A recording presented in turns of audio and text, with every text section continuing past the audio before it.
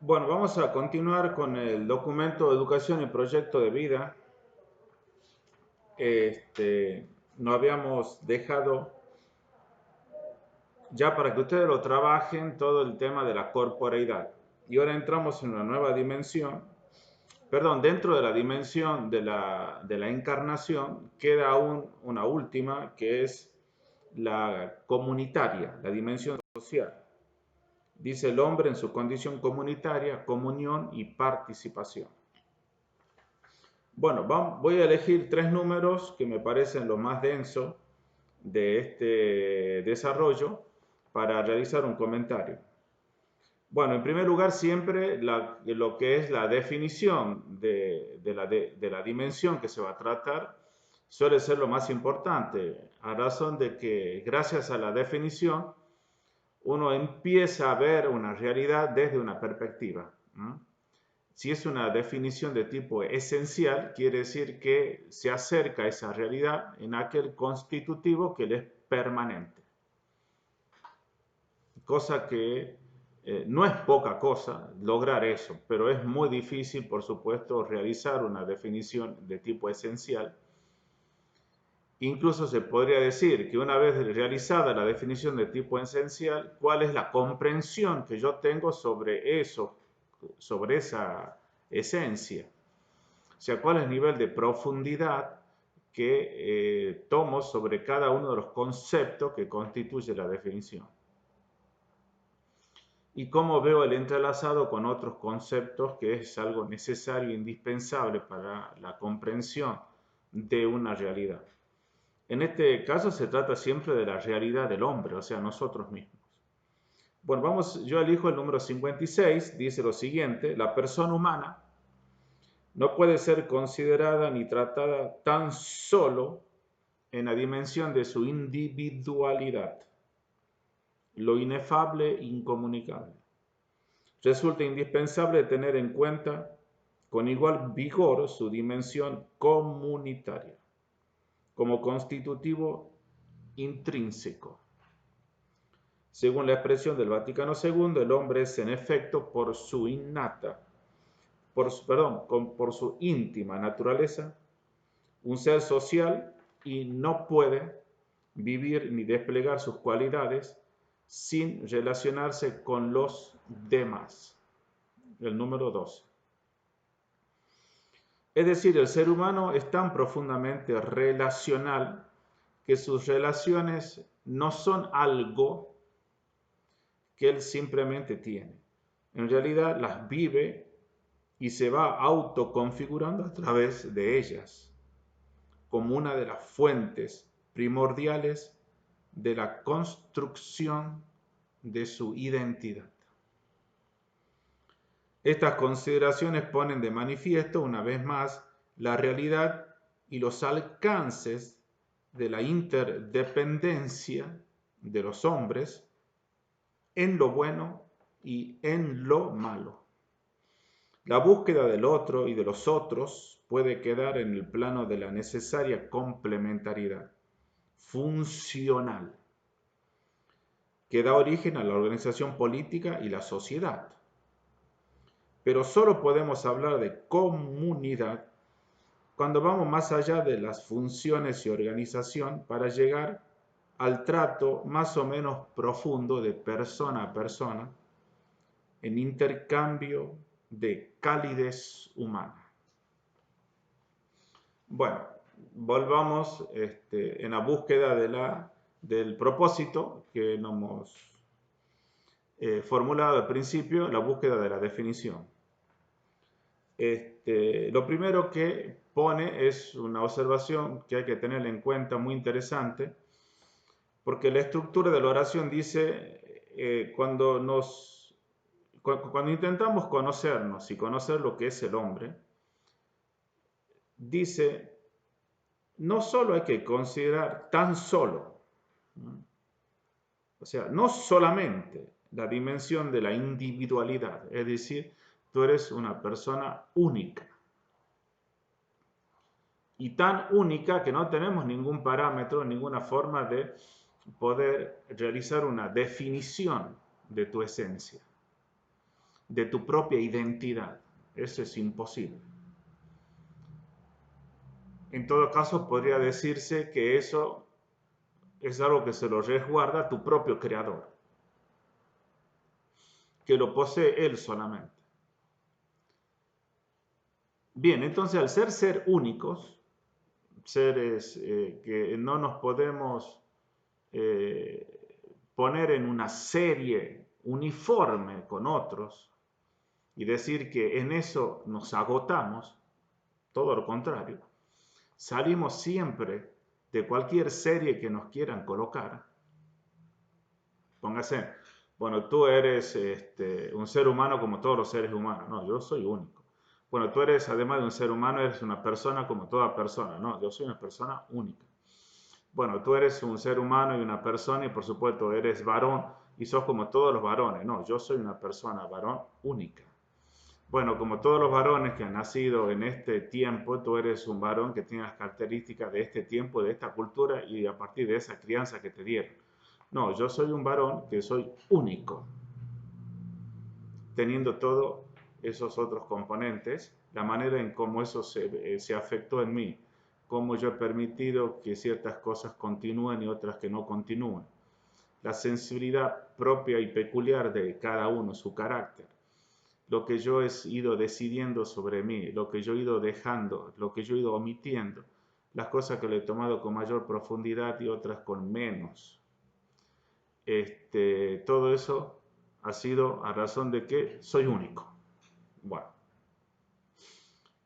pero eso es una realidad que hay que tener en cuenta siempre. O sea, tú eres único, pero entra como una especie de dialéctica que hay que sopesarla a esta dimensión de individualidad como algo inefable que no se puede expresar porque supera toda expresión, o cualquier expresión no agota o no toca lo propiamente de uno.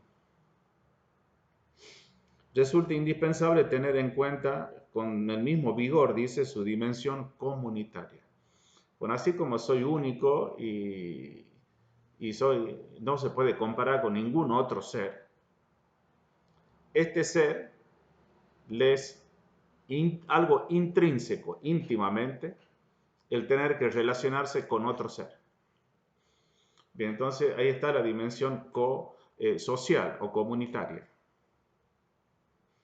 Bueno, lo pone que esto pertenece al hombre como algo intrínseco, algo desde adentro. La imagen desde dentro quiere decir que fuera lo que sucede en el ámbito exterior, eso es permanente y sigue vigente.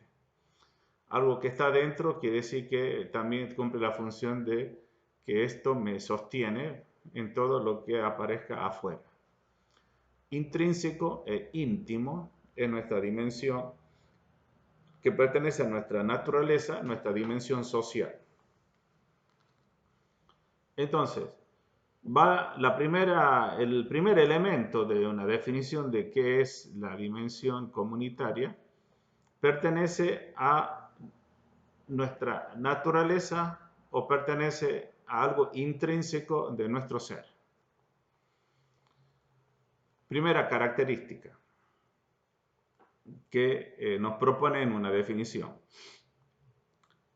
Para complementar mejor, dice, es decir, el ser humano es tan profundamente relacional que sus relaciones no son algo que él simplemente tiene. En realidad las vive y se va autoconfigurando a través de ellas como una de las fuentes primordiales de la construcción de su identidad. Entonces, acá aparece dos elementos, lo relacional, como lo está caracterizando ahora esto que pertenece a mi naturaleza, y que no es algo que nosotros tenemos,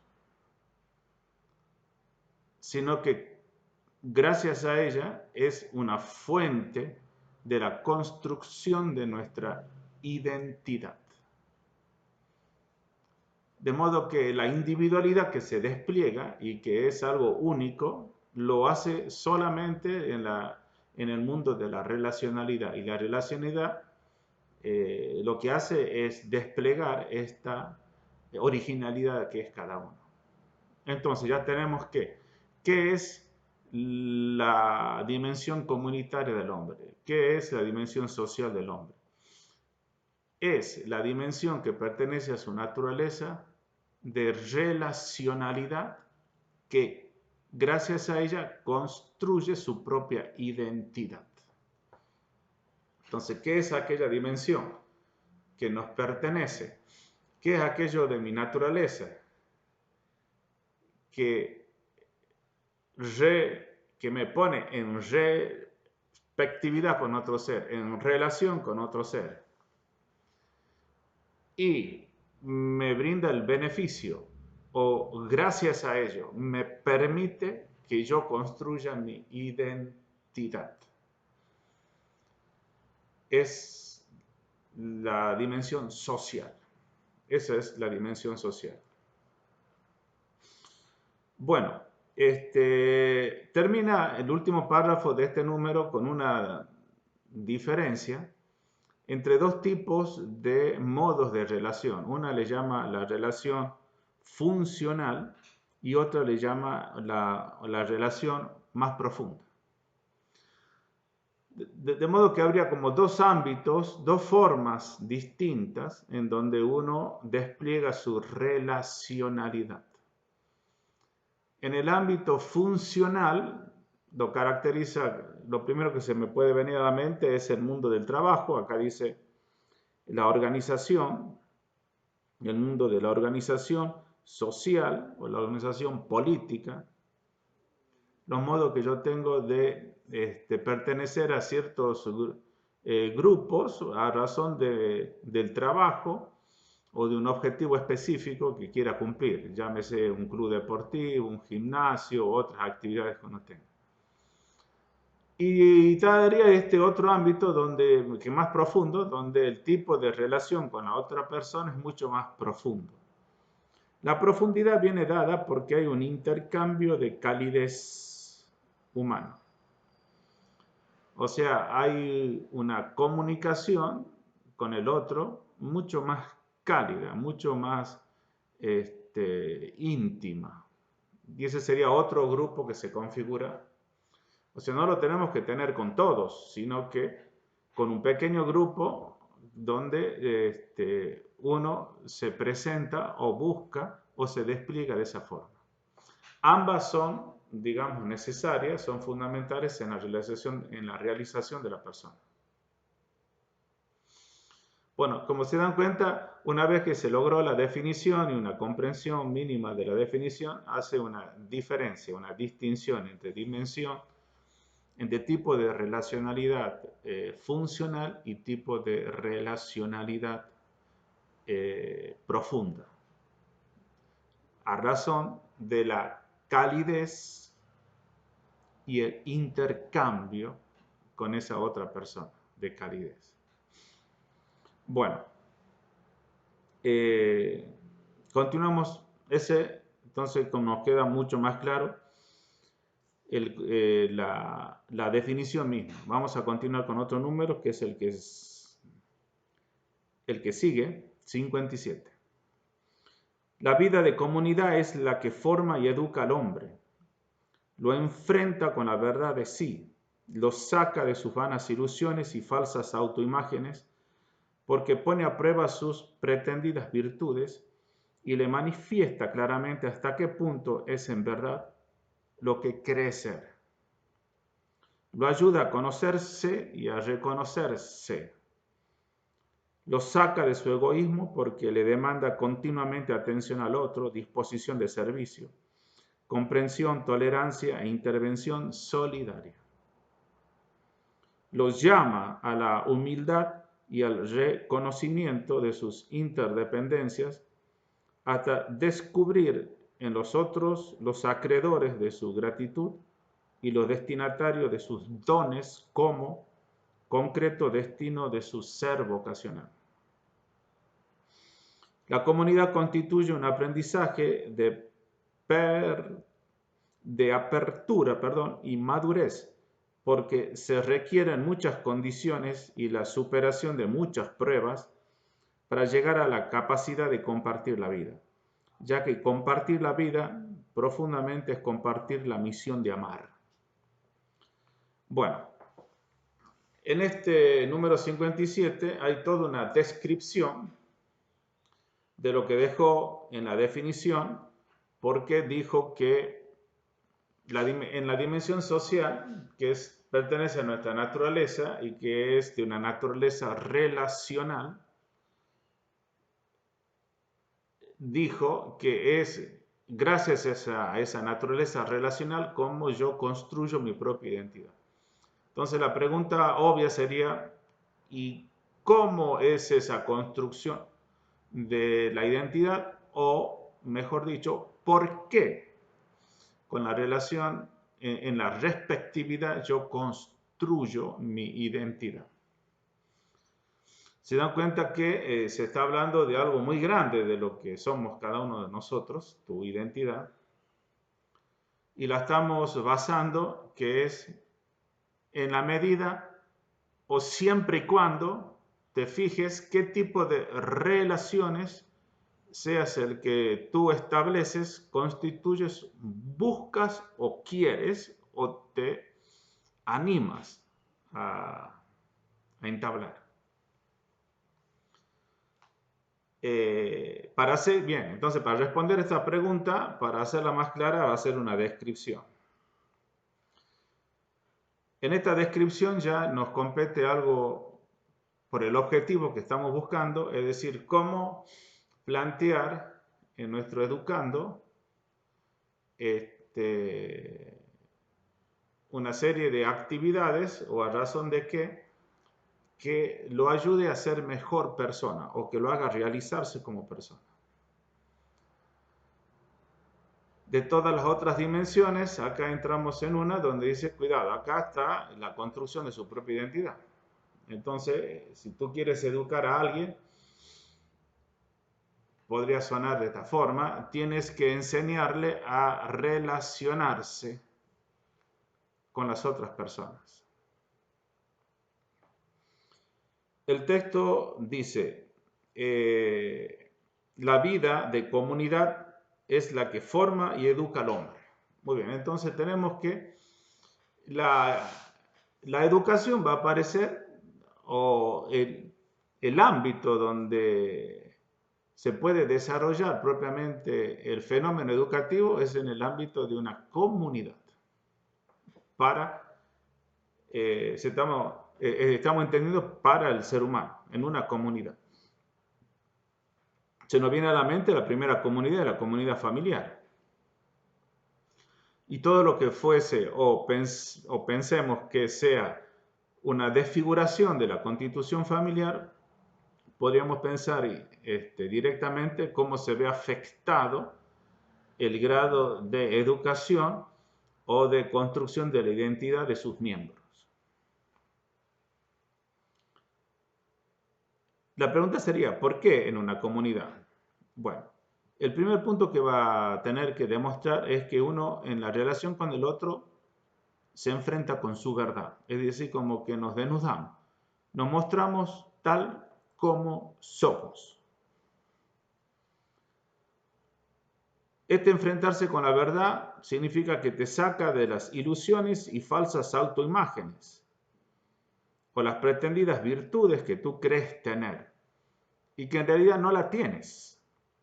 Y muchas veces son los otros los que te señalan al decirte cuáles son tus defectos. ¿Por qué? Y bueno, porque tus defectos son lo que repercuten en los otros, los daña, les duele, y entonces el otro te dice, bueno, pongamos un ejemplo obvio, me estás maltratando, me estás tratando mal, estás siendo burlista conmigo. O sea, vos crees que sos bastante educado, vos crees que sos bastante respetuoso, pero no lo sos. Sos bastante desubicado. Podría ser. O sea, te está devolviendo, te está diciendo cuál es la imagen que vos tenés realmente. O sea, porque vos te desnudas en la relación con el otro. Y entonces el otro, bueno, percibe todo lo que vos le estás mostrando. Por supuesto, no todos perciben de la misma forma lo que tú muestras, pero a grosso modo, en sentido general, sí lo perciben. En la relación con el otro, porque siempre se trata de alguien que es distinto a mí, me reconozco a mí mismo distinto, cosa que es mucho decir. Al confrontarme con alguien, supongamos que veo que es muy ordenado y disciplinado, no sé, bueno, noto todo lo caótico que yo soy, no sé, lo improvisado que soy en algunas cosas, que siempre llego a tarde un montón de tareas que me comprometo, que no tomo en serio muchas cosas, que soy bastante juguetón. Entonces, claro, basta que tú observes a los otros en su forma de ser, que es distinta a la tuya. Entonces, te reconoces que en esa distinción es porque tú la tomarías a la solución de otra forma, tú tomarías esa decisión de otra manera, tú reaccionarías de así, tú harías etcétera, etcétera, etcétera. El texto dice, lo ayuda a conocerse y a reconocerse. También, ¿qué pasa en la relación con los otros? Te saca de tu egoísmo, cosa que es una tarea para toda la vida. O sea, ni siquiera cada uno sabe cuán afincado está en su propio egoísmo, es decir, cuán convencido o cuán tranquilo yo estoy en mi egoísmo o con mi egoísmo, que incluso me cuesta reconocerlo porque puede ser que yo lo reivindique como diciendo, yo tengo derecho a esto. Bueno, sin entrar a detalles, el texto apunta a que el otro te solicita un servicio, una ayuda. ¿Mm? Dice, porque demanda continuamente la atención, la tolerancia, te llama a la humildad, te llama a que reconozca todos los dones que los otros te brindan y que tienes que saber agradecer las cosas que los otros nos brindan. Y también saberse que los otros son destinatarios de los dones. Don que tú tienes, lo que tú descubres como virtud, lo que tú te planteas como una vocación, en el sentido que este es el talento que yo quiero desarrollar, en esto soy bueno y en última instancia en esto es lo que Dios me pide en esta vida. Entonces, son dones que el destinatario son nosotros. La comunidad constituye un aprendizaje de apertura y madurez. Apertura y madurez. Donde tienes que superar muchísimas pruebas. Cuando hemos dicho del egoísmo, es un concepto general, pero el egoísmo se manifiesta en distintas gestos, actitudes y en distintos ámbitos. Entonces, la prueba de ser servicial, la prueba de ser atento, la prueba de ser solidario, la prueba de saber escuchar al otro en un momento malo que esté el otro, la prueba de saber renunciar a un gusto personal, llámese comida o tiempo libre o entretenimiento de algún programa para poder estar con el otro que me solicita o acompañarlo en algo.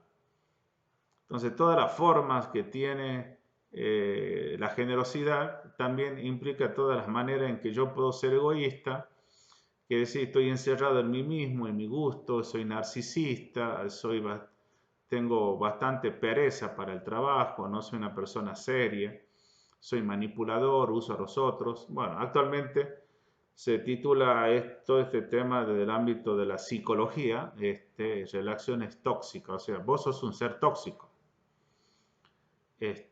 Por el trato dañino que tienes hacia los otros. Tal vez lo tomas naturalmente, pero eres una persona bastante, no sé, violenta, autoritaria.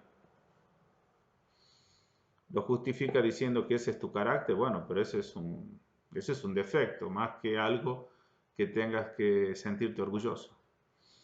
Bien, continuamos con un elemento fundamental que es cómo se educa la dimensión comunitaria o social. El número 60. La educación debe dar una respuesta válida a las adecuadas ansias de diálogo, participación y solidaridad. Ahí tenemos, diálogo, participación y solidaridad. Ha de hacerlo mediante el esclarecimiento conceptual de una sana filosofía de vida, pues la luz de la inteligencia resulta indispensable para las rectas opciones. Deberá sobre todo descender a las realizaciones concretas del ejercicio participativo. De otro modo, manifestaría una incongruencia en el pensar y en el obrar. Termina este número con este párrafo. Una de las claves para promover la interacción enriquecedora consistirá en la adecuación de las estructuras de las instituciones educativas al cambio de estilo requerido por la nueva sensibilidad social y procurar que todas las expresiones de la vida misma de la comunidad educativa no se reduzcan a las relaciones meramente funcionales de los docentes o administrativos, sino llegar a la verdadera calidez de la comunicación humana y encuentro solidario. Bien, vemos acá cómo retoma la diferencia que hizo al principio de dos formas de relacionarme, una que es funcional y otra que es de tipo profundo. En la educación, lo que hay que apostar es, lo que hay que suscitar y promover es la relación profunda con el otro. Bueno, aquí viene la gran pregunta. Yo quiero educar en esta dimensión y ya sabemos todos los beneficios que me trae. ¿Y cuáles son los caminos? Bueno, es el diálogo, la participación y la solidaridad. La participación es involucrarse en proyectos. La participación es comprometerse en tareas. Participar, es decir, querer formar parte de algo. A ver, si yo formo un grupo y alguien dice, bueno, no, yo lo voy a hacer el trabajo solo, yo me entiendo mejor conmigo mismo. Bueno, no, ahí tiene una manera en donde uno, ya quedamos en el extremo del individualismo. El tener que pertenecer a un grupo, tener que realizar tareas, aunque sea a corto plazo, y tener que escuchar la opinión del otro, tener que registrar los aportes, tener que, bueno, reorientar al grupo para que se cumpla la consigna, porque distribuir los trabajos, las tareas, hacer que todo trabaje,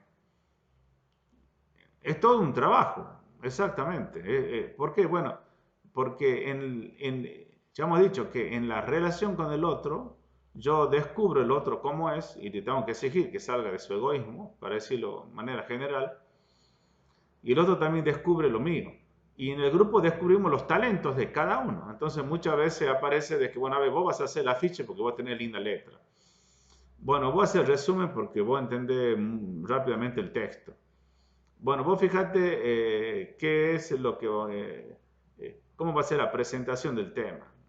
Y así uno normalmente distribuye tareas porque mínimamente nos conocemos en el grupo y ya sabe cuál es el talento, mínimamente el talento que uno tiene. También corremos el peligro de que encasillamos al otro y creemos que solamente es así, también puede hacer otra cosa.